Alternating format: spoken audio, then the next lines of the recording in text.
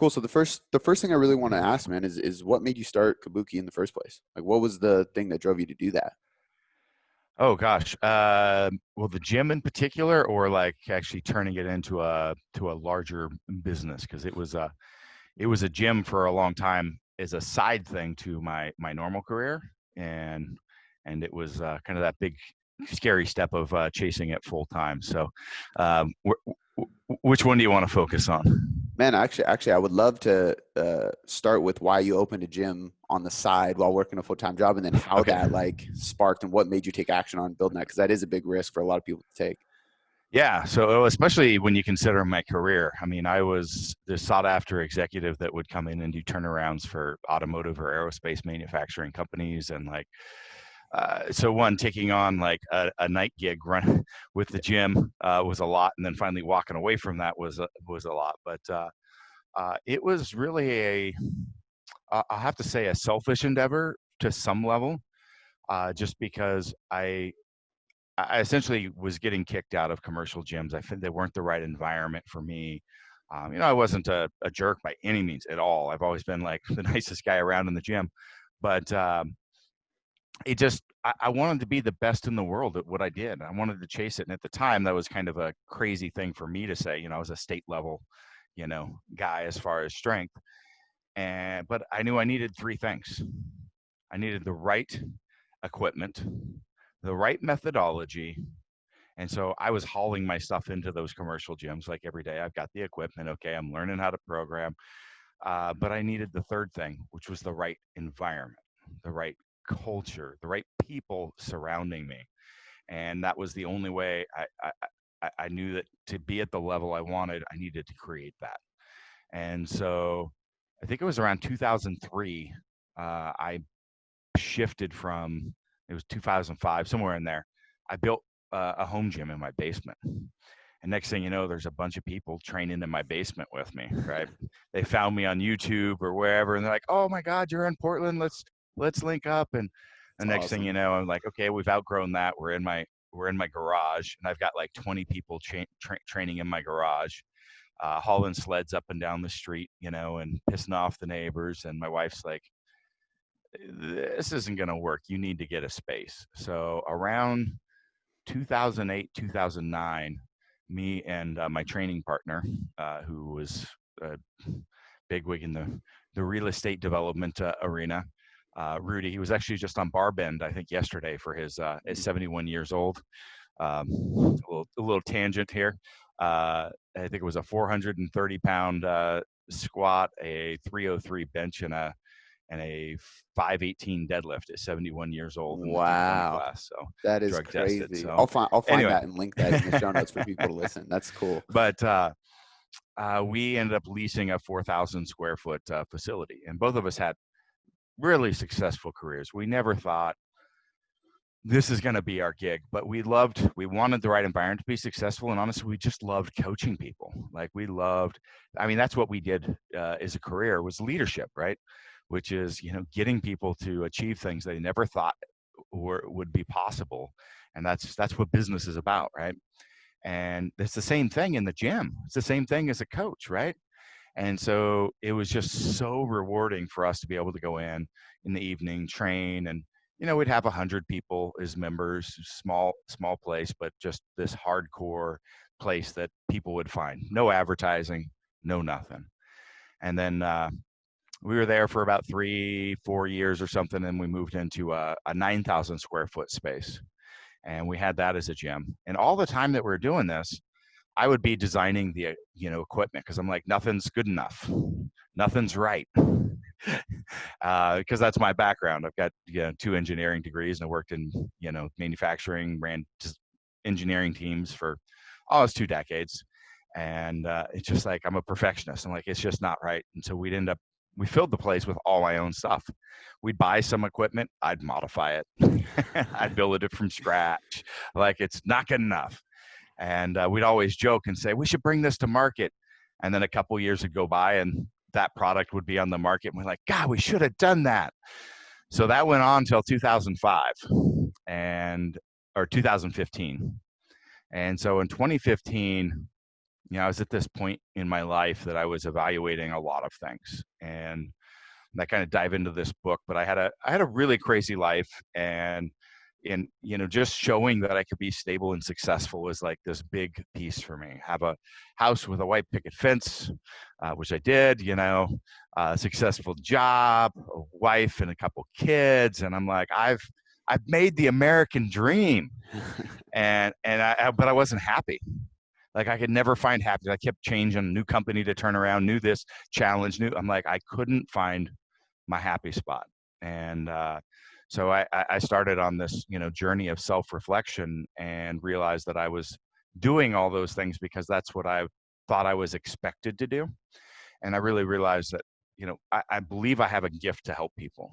And, some of that I was able to do in, my leadership career, the coaching I was doing on the side, but also tying in kind of the knowledge that I developed through the years, which is another story maybe we can jump into about the network of connections that I built, like top tier clinicians and researchers and all this stuff that became my friends. I'm texting Stu McGill and Kelly Starrett and Craig Lee, all these people, right? Here's a question on this. What do you think about this? And so I'm like, I can help people. Like, just the little bit of articles and videos I put on the web.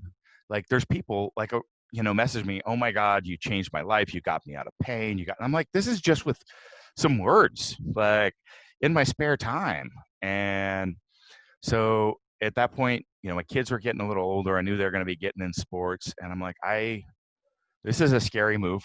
Like, I make good money. I've got a secure career. And I'm going to be Kabuki Strength employee number one, because we never had employees. It was just a key card gym. And I launched the company with pre-orders on a shoulder rock, which at the time nobody knew what mace swinging was. But I said, hey, this is something I've been using. I developed this idea. I'm going to help people with shoulder health. Here's this product. And you know what? People that followed me, they're like, if Chris says it, it's legit. And they bought, like, some people bought it sight unseen. And I used that money to fund the first production run, and combined that with a whiskey and deadlift shirt, and that was the start of Kabuki Strength. Like, and then it's just I was employee number one that first year in 2015. We ended up hiring a couple more before the end of the year. We're getting close to about 50 employees now, and that's just one of my businesses. So also have Barefoot Athletics, focused on the foot and ankle complex. So it's a minimalist shoe company. Build Fast Formula, focused on supplementation and doing things right in that industry. And then there's another one that's going to be launching shortly that is it's got some intellectual property that's really going to turn the inertia flywheel business on its head with some patents that we have.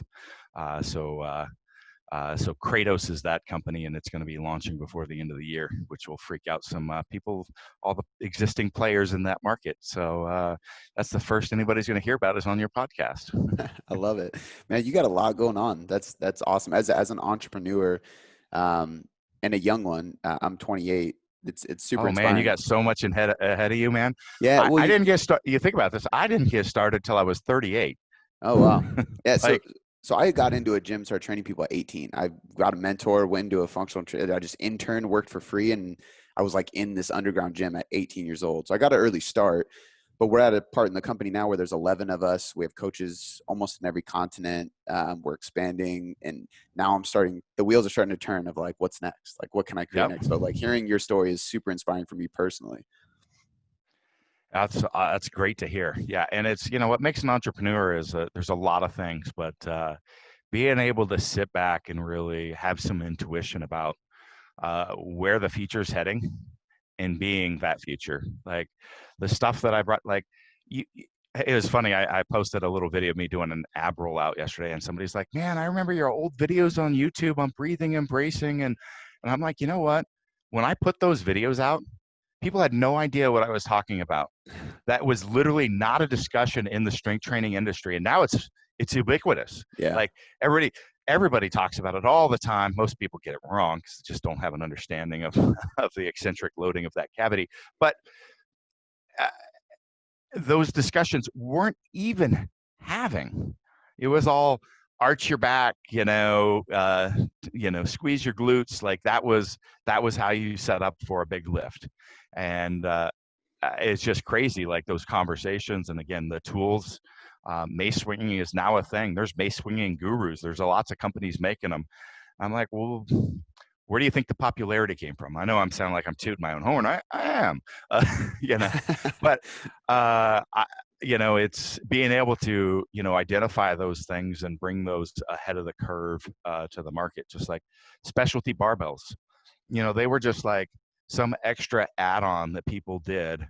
And usually they were made in somebody's home garage, somewhere, just as it was just not really a thing. It wasn't a professional thing. And now 90% of all professional sports teams use Kabuki.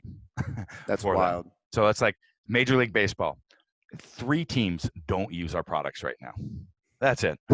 Like, yeah, our approach to soft tissue, like all these sorts of things are, every major D1 school out there and 600 plus more. We work with Olympic athletes. We work with Tour de France teams. We work with the NHL. We work it's crazy. Where we've been able to do that and bring these things to the forefront that just were not there. It was some specialty thing that like a power lifter would cycle in a certain training cycle or as an accessory movement and using some homemade contraption being sold on some site, Yeah. So anyway, I'm rambling on here, but it's really freaking cool to see. It is cool. And so that's been the journey.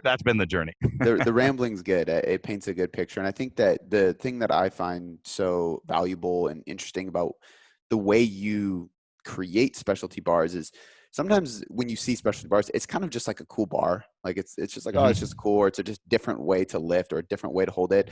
But the stories that people have about never being able to press to now I can press because I use this specialty bar, like that's the cool shit. So one of the questions I thought of this morning when I went back and listened to a couple podcasts that I had listened to of you in the past just to kind of get your story back in my head before we talked. And I never really actually put together why you were the mad scientist. Like I remember seeing you in person at the seminar and being like, oh, it's the mad scientist. I've been following you, so I know you're the mad scientist.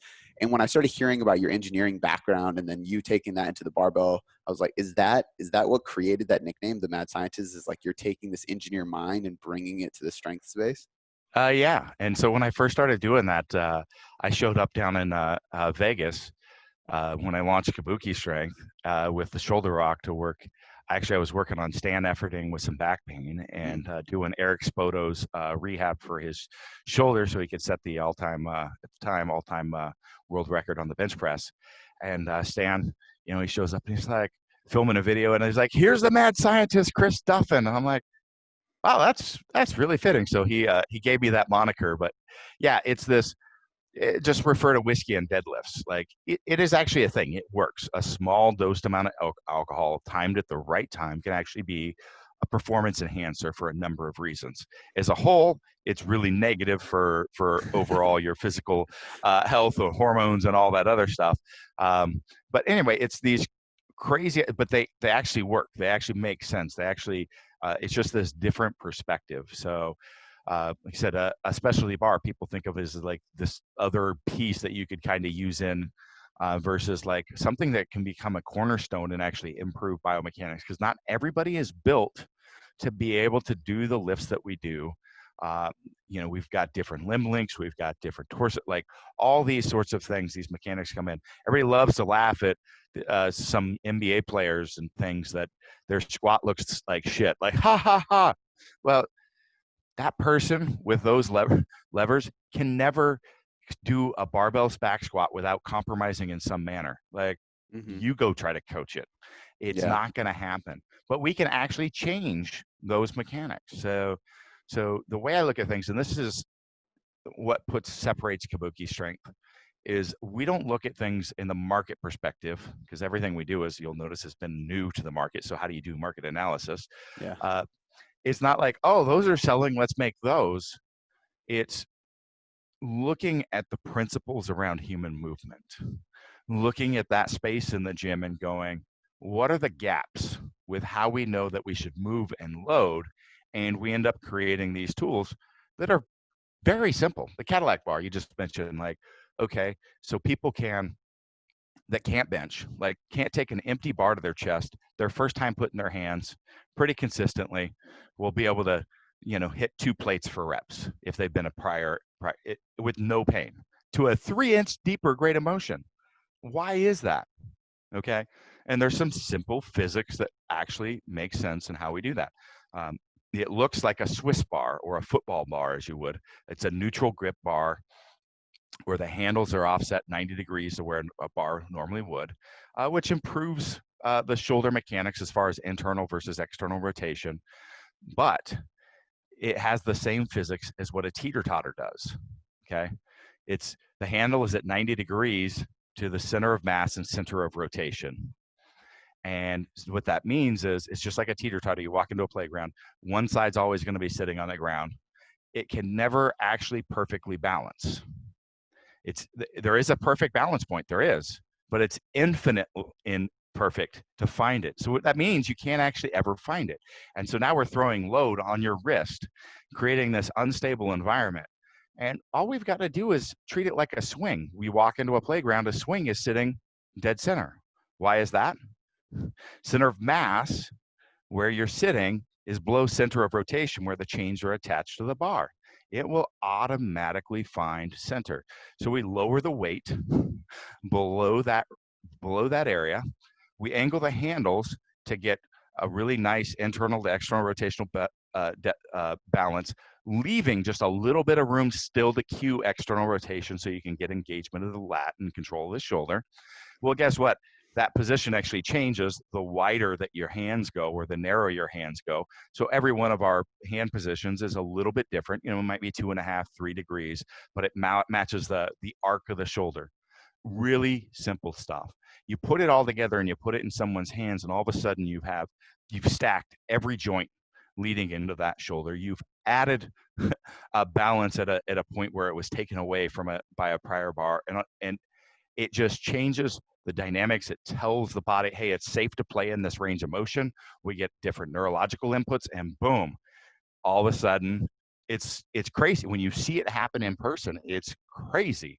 That's like how that works. But it's simple stuff, and it's just putting those minor, they're really very fine refinements, but being able to understand where those come from and how to do it can make this just a huge benefit. And then it's not an extra add-on. Like, I'm actually setting up a garage gym at home right now with only Kabuki, so I can show people that these aren't extra toys. Like, if I have a trap bar, guess what? It's actually the best bar that I can find for doing overhead pressing, because the open, I can throw it up over my head, right? There's no beam to interfere with me.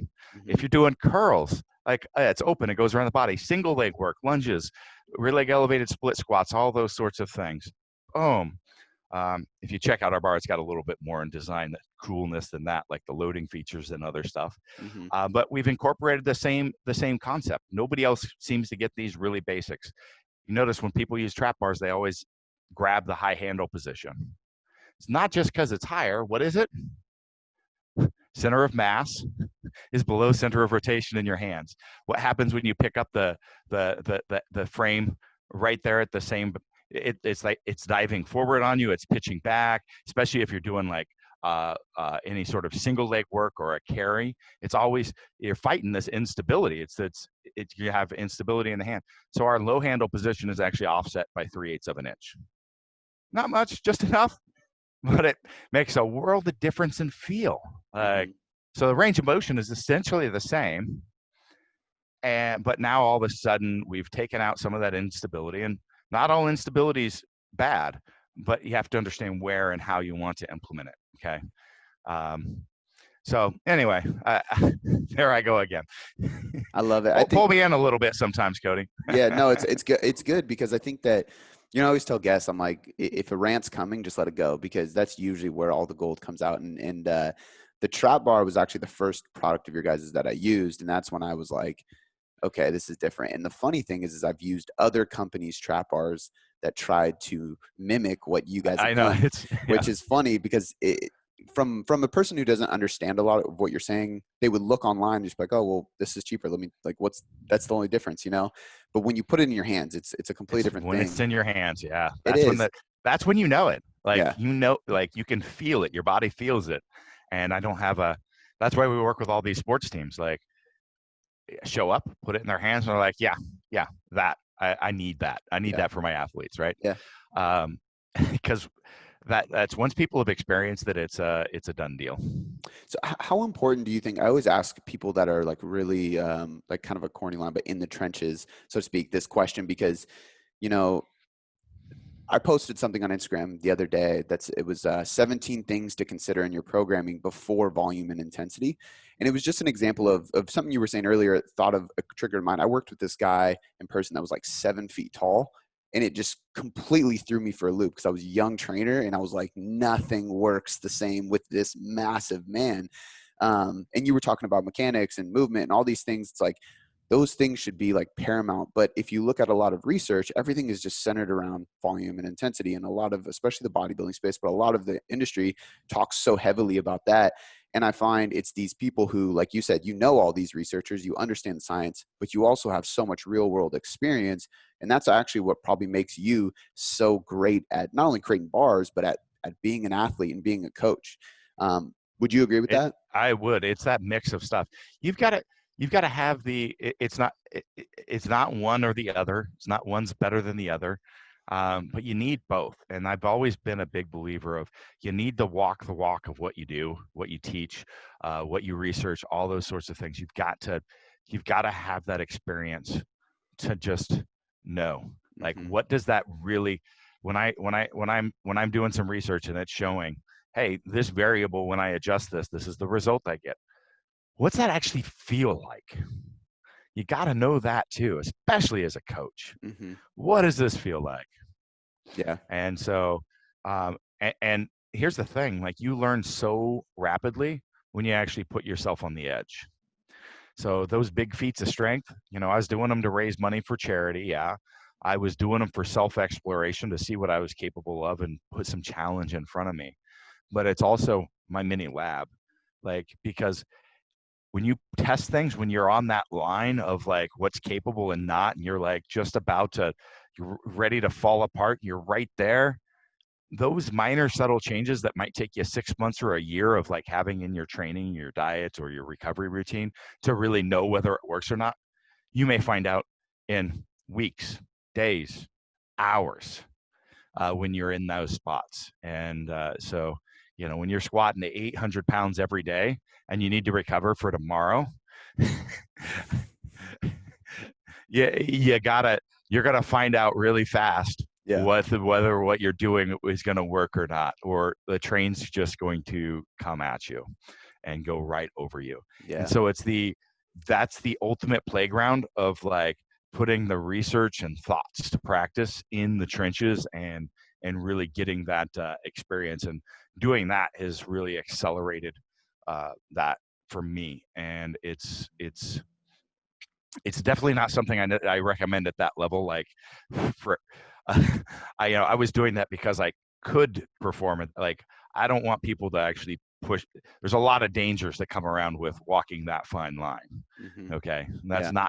that's not a good thing as a whole. And I can tell you from personal experience for myself, for people that do in their lives, because you're going to fall over the edge of the cliff from time to time, and that's going to affect your whole life. And you don't want to do that. It's Yeah. not worth it. And so, but anyway, that's my personal experience, because I'm in that 99.999 percentile for performance. So I'm gonna do that little extra to take on that risk. Or I don't anymore. So Well, when you start getting into that percentage of people, it's a rare percentage. That's where there's not a lot of science to even help. It's just no, kind of there theory. is nobody knows exactly what there's no research on that. Yeah, none. And so we're predominantly a nutrition coaching company. That's like our main thing. And metabolic adaptation is like this huge. Everybody's always talking about metabolic adaptation. And the research gives us a lot of information, but if you look at the people in the studies, they're all people who have never trained or dieted before. And it's like, well, Yeah. what about the lady who has dieted 16 times over the last 5 years or done 4 bikini competitions and has starved herself? It's And that's where uncharted the territory. what you've got to understand, like in your coaching process, you're tracking all those variables, right? You're recording the results of this. Like that's data. When people want to say, where's the evidence? Hey, here's the evidence. I worked with 100 different people. Here's the variables I played with, and here's the results I got. I'm sorry, that's evidence. Yeah.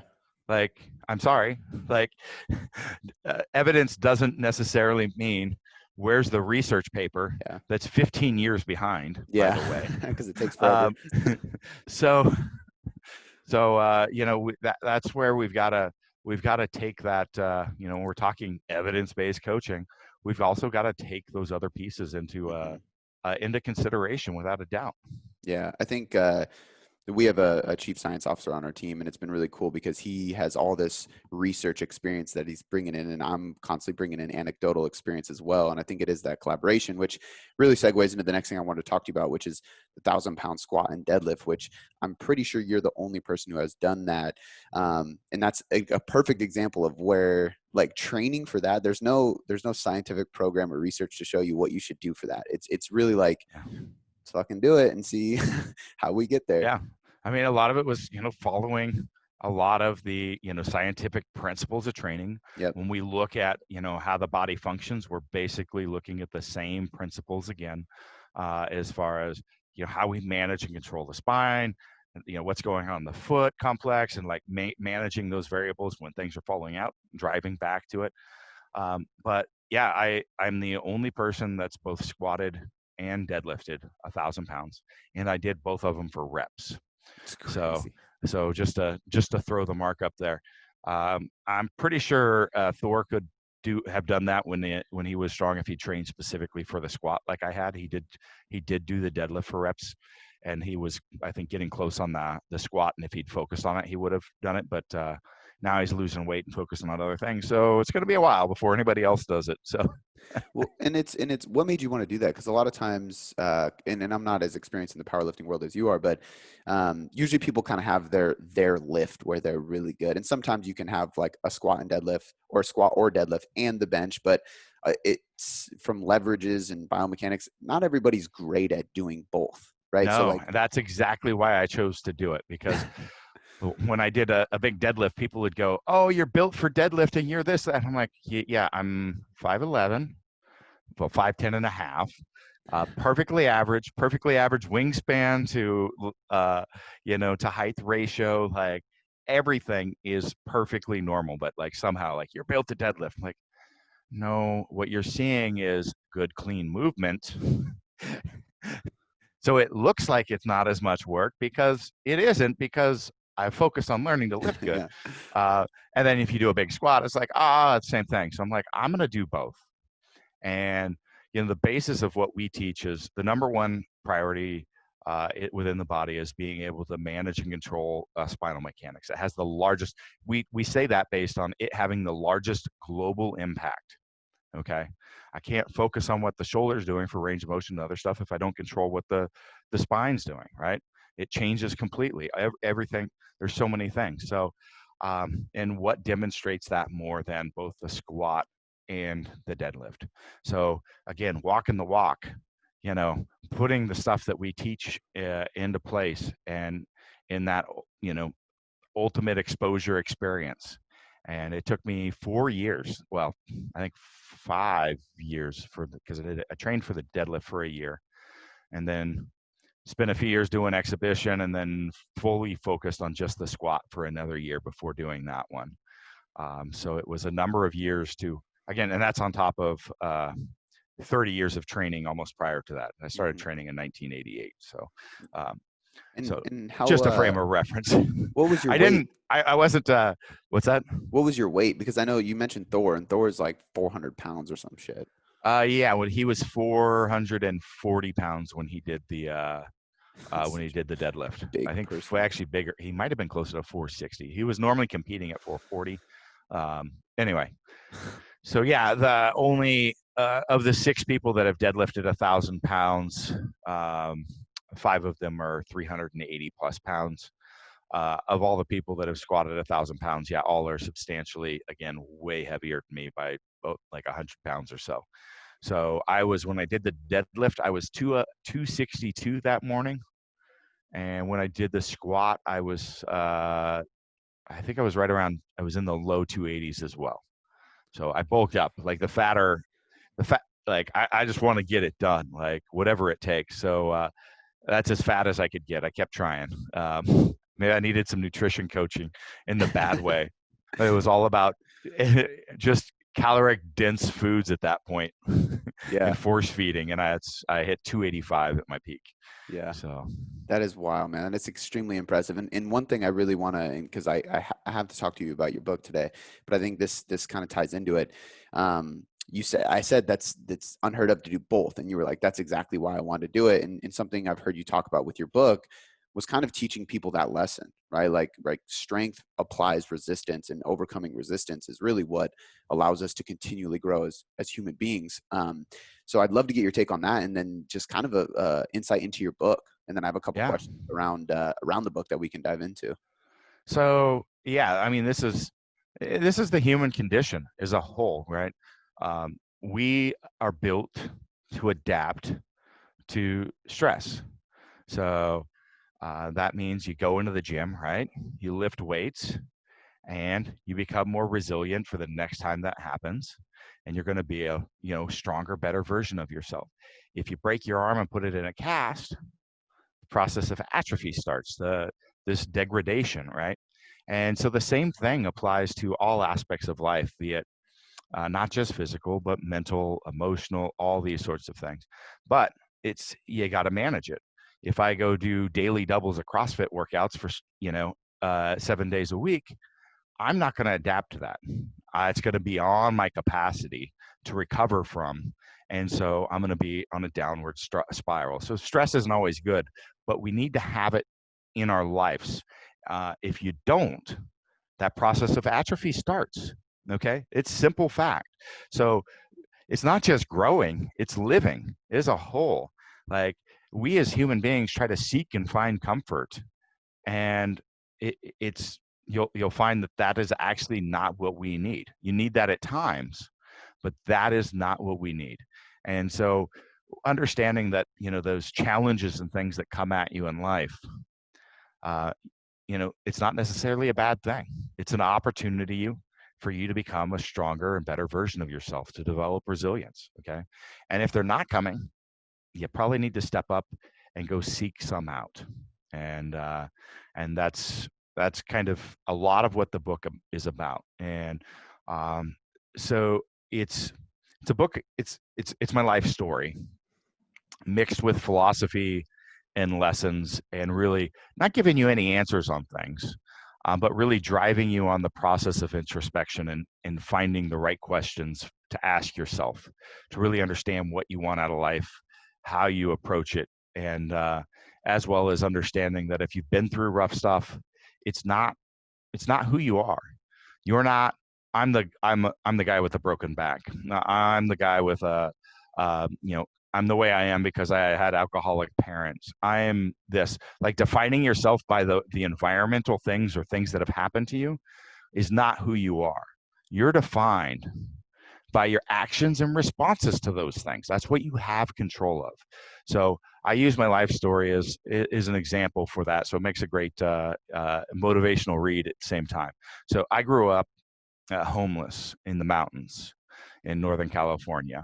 And so that involves, trying to fish, hunting, foraging for mushrooms, like all sorts of things to try to make ends meet, living in shacks, living in tents, living in, condemned homes, a lot of times with no electricity, no running water. And that was my experience growing up for quite some time. Until high school. We actually got a mobile home in high school. Didn't have doors and didn't have a kitchen, but it was pretty damn cool. Running water and electricity, I'll take that anytime. And so there was a lot of trauma in there. There was interactions with murderers, serial killer, human trafficking, a lot of drug and alcohol abuse, drug running. Uh, it's an action-packed thriller. I will say that. Okay, and then I ended up taking custody of my sisters, my three sisters, when I was in college to get them out of that environment, and I raised all of them while I got my engineering degree. Because of that, I actually ended up falling short like 11 credits of my second engineering degree. But so I always say engineering degrees because I did all the work, and then the last term I was just like, I've got too much. I'm working full time. I'm buying a house. I'm raising I'm gonna go get my master's degree. So I got an MBA, and then I went down the corporate route and did that thing as I talked about earlier. So we'll skip all of that. But every chapter in this book provides a lot of the lessons that I learned, and it really drives you to ask questions about yourself and your life, and really understanding what are your values, how do you want to live, and out of that, being able to create some goals that will allow you to execute a life to realize them. And that's exactly what I've been doing through my life. So it's two pieces, the eagle and the dragon. So the eagle is the first half of the book, and that's really about finding and understanding your own strengths. And the second half, the dragon, is the piece about really understanding what those values are, who you want to be, and purposefully creating that version of yourself within this world. And that's where I'm at now. I mean, and let me know if you've thought about this. It could literally be a movie. Yes, it really could be. Like a really good movie too, because it's a story of triumph. It's got all the things. There's actually there's some key things in there. Oh yeah, sorry, it is a movie. It's being made right now. Well, there's a documentary being done. It'll probably be on Netflix. I think later next year. Oh, that's awesome. But it's about the Grand Goals campaign, but it ties into the backstory and then where I'm going after, like not doing that stuff anymore. But as a movie itself, yeah, it could be. It's got all those pieces. I've always thought like you describe it to people and they're like, no way, that's not fucking real. Yeah. And it's like, no, that's what I lived. Like this is my life. And so I'd love to see it at some point. Maybe we will. The Rock's reading my book right now, so we'll see where that goes. I don't know. Is he really? Yeah. That itself is a big accomplishment. So you never know. He might just hit you up and. I don't know. That's my hope. That's my hope, right? Yeah. One thing you said is really powerful that I think a lot of people need to hear again, and I'd love to kind of dive a little bit deeper in this. Is you talked about your environment doesn't control who you are. It doesn't define you. And earlier you said you had to seek out the environment that would create you, in a sense, because you were trying to become something different. So do you think it's more of a choice between environments, and people have to essentially be okay with leaving the environment they're in if it's not the environment that's going to build them into the person they want to become? Absolutely. That can be one of your choices and responses to those things, right? It is something that you've got to look at some point in your life, that some of the relationships and things that you have, they may be past ones from high school or childhood or college or whatever it is. And I'm not saying disregard the people that are negative, but disregard the ones that are negative for the sake of bringing you down. Sometimes it's to challenge you, to question you, that people feeling better for you, but there's a difference there, and you've got to understand that difference, and you want to fill your life with people that have those same values, to be able to, that are driven and trying to, if you're trying to better yourself and drive yourself to be forward, you don't want to, your energy is going to get consumed with going only outwards towards the people in your life and never getting that back in. That's what I mean by that environment that you need to seek. to have that environment that is supportive of where you're going, that has the same, doesn't have to be the exact same thing. Don't fill your life with yes men.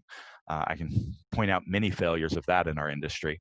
So that's not the point. Like our work environment here at Kabuki, like we have a lot of heated arguments and meetings and things like that, but it's because we have this same vision about where we want to go. It's a shared vision, but we may see differences in how we get there.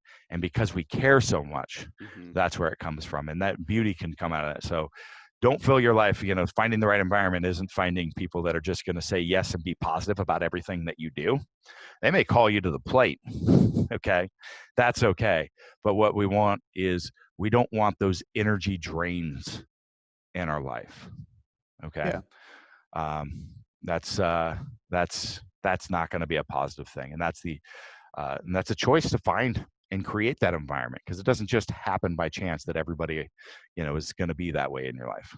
Yeah, I 100% agree. I think I often tell people that you sometimes have to almost force yourself into the right environment, because, I can think of when I was 18, 19, I like persisted until he let me be an intern and work for free and start lifting with them at night with this crew of dudes that were all 10 plus years older than me that have so much experience, because I was like, that's the environment I need to be in. That's the environment I want to learn from. I was the youngest guy there.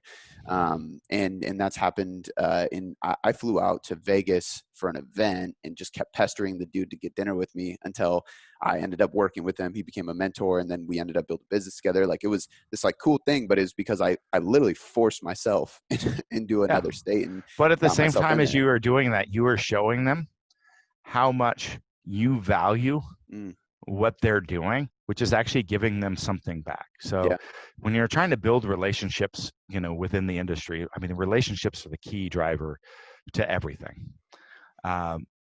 You've got to know, it's not sending somebody a message on LinkedIn. It's not saying, hey, I'd love to pick your brain. I'd love to have an opportunity to have coffee with you.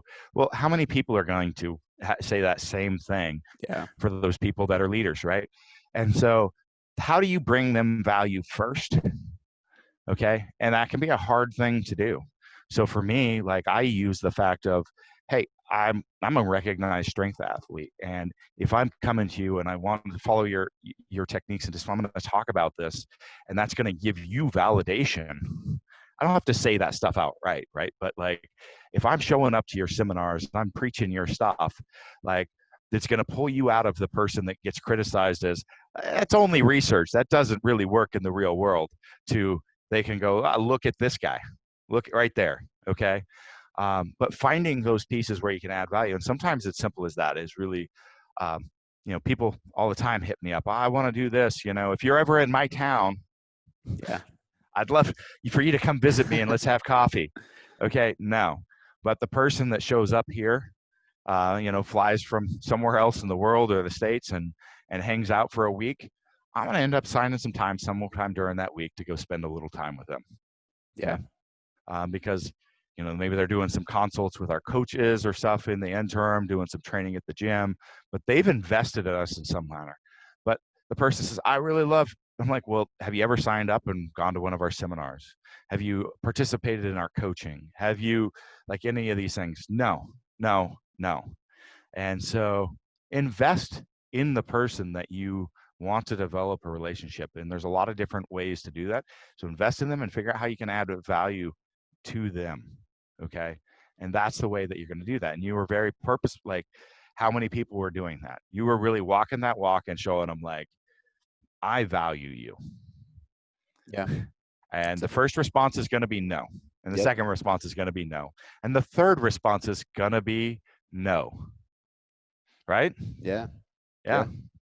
But eventually, if you do it the right way, and it's funny that you said exactly, don't be annoying. Yeah, because and I've even told people like hey, don't use the word pick your brain, because I remember a long time ago a mentor told me, he was like, hey, just never ask anybody to pick their brain. And I was like, why? And he was like, just trust me, don't do it. And then I later learned that it's just an annoying term, and it's annoying, and it's a one-way.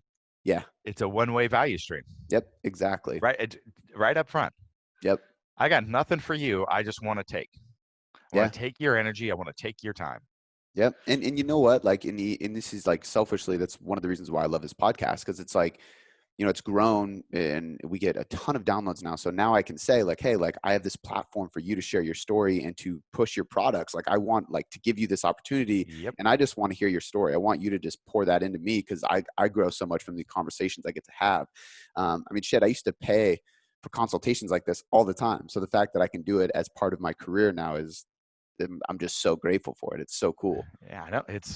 Podcasts are absolutely awesome for that. Yeah. So now there's a certain point too, like everybody's going to run out and start a podcast just so they can do it. Like you got to have some listeners to add Yeah. some value to the person too. So Yeah. just FYI, if you Yeah. hit me up, Yep. That's that'll be exactly one of right. the first things I ask you. Yeah. So, you know, I want to ask you one question before I let you go, because we're running out on time.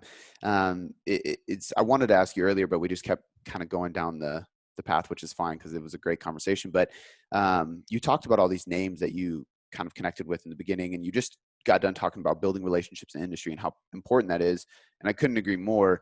So I'm just curious who some of those initial people that influenced you were. Who were you learning from? Who did you go meet? And how did you build those relationships? Because I I get questions all the time, like, what should I be reading? Who should I be following? And it's never like influencers that they know. They're like, who's that guy? I'm like, he's a legend. Yeah. Like, you read everything he's put out. It's not on Instagram. It's elsewhere. Just go research him. But I would love for you to drop some names and kind of tell us how you did that, how you developed those.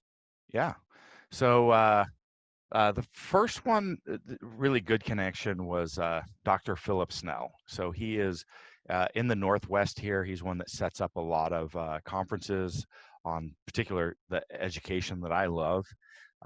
And he's been a leader in basically back pain management, spinal stabilization. He lectures, he's got a course at the chiropractic school here. And um, he was the first person I went to as a doctor that told me that he didn't have an answer. I love going in there like, oh, let me tell you what your problem is and how to fix it. He's like, I don't know.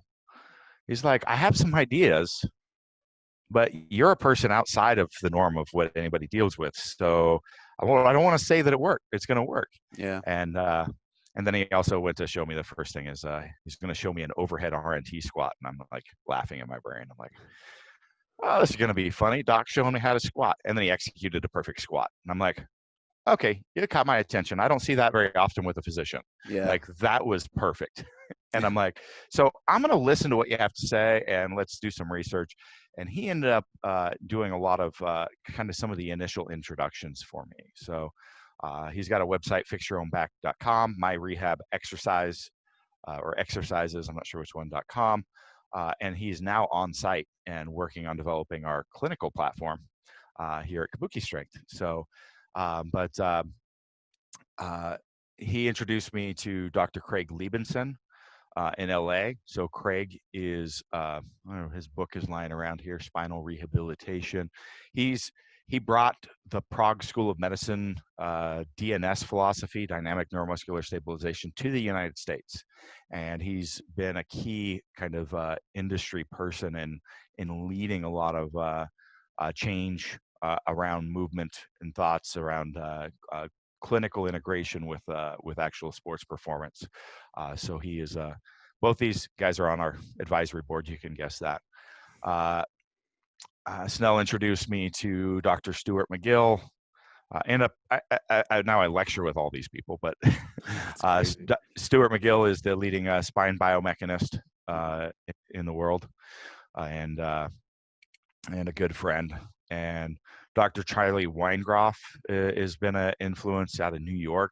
So really, really talented physician. He works with several different sports teams. I can't remember the names of them right now, but those are. And then Dr. Kelly Starrett. Actually, I was just down filming with him last week. So from a physical therapy, mobility background. So those were a lot of my initial, mentors in those different fields, and it was really come down to finding the best of the best in each of those disciplines. They literally are, and And so you'll see them and then others now added onto our advisory board. Like we've got arguably the best orthopedic surgeon in the world. We've got, it doesn't call out their teams because we can't do that. But let's just say, well, I think on a podcast I can cover it, but the head strength coaches for like, the World Series champion and some other teams as well. So some pretty good in the trenches figures, we'll say. So it's just been really, really great being able to develop that network, because there's so much you learn in attending, seminars, reading their books, but the actual being able to sit there and have dinner and bounce things back and forth in a more open manner on the questions of like, I don't know the answers to this. Let's think about this. Let's try this. Like, it's really pulling those different areas and finding the commonalities within those. And that's where the magic happens.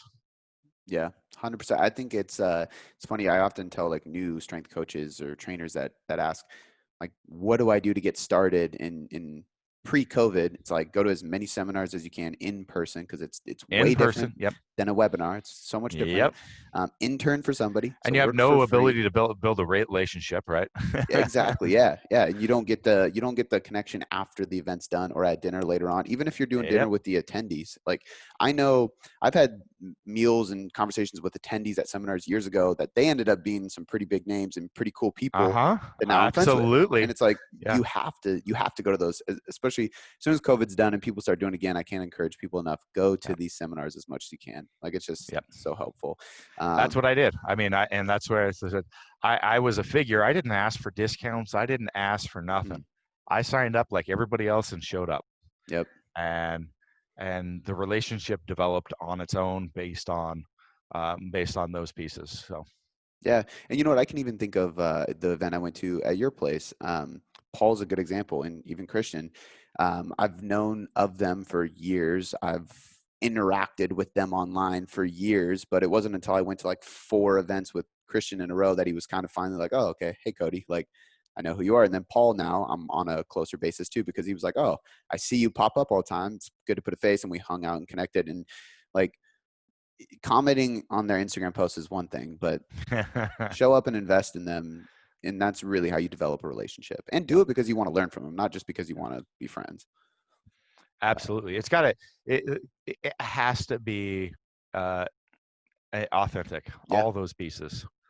Like if it's not, you can't fake this stuff. No. Man, I want to respect your time. This has been so awesome. I could probably talk to you for like 2 or 3 more hours on strength alone, but give us, you dropped quite a bit of different things. You're doing a million things. Give us as many links as you want, as far as like websites to find your stuff and what you offer, what you sell, what you do, as well as your Instagram, so people can follow you and learn from you more consistently. Honestly, it's on social media. It's easiest. Just type my name in, I'll pop up. So Instagram, it's mad_scientist_Duffin, but just type in Chris Duffin.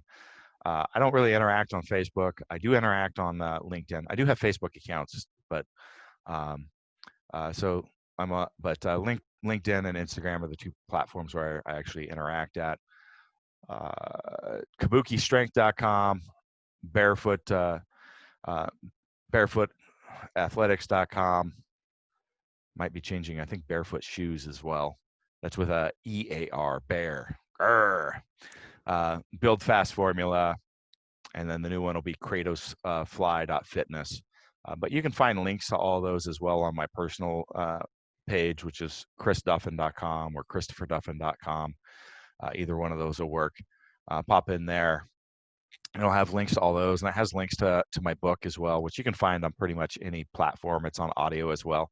But there's a really cool program, and there's a link to it on my page where if you don't have an Audible account, you can download mine plus one other book for free with that. And so it's a really great program. And so that's it. You'll find it. I'm not going to push or pimp anything, really. That's not my style. Follow our stuff. We do have a really cool page. So we're on YouTube as well, Kabuki Strength. Content's dropped almost daily. it probably is daily on movement principles. It's also on Instagram on Kabuki_virtual coaching.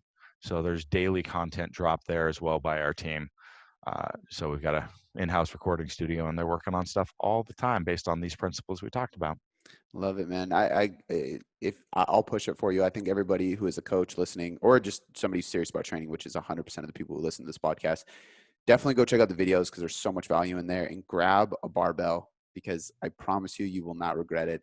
And the cool thing about Audible too is you can actually exchange titles. So like if they, if you do this, you get his book for free and you grab another book and the other book sucks, or like you're ready for your next one and your next month isn't there, you can just exchange it for a different book, which I never knew until recently. And now I have this huge list of books and I'm like, oh, I'll just exchange these so I can listen to multiple every month. There you go. But cheat the system, guys. But dude, thank you so much. I appreciate your time a ton. So it's been great. Awesome. Thanks, Cody.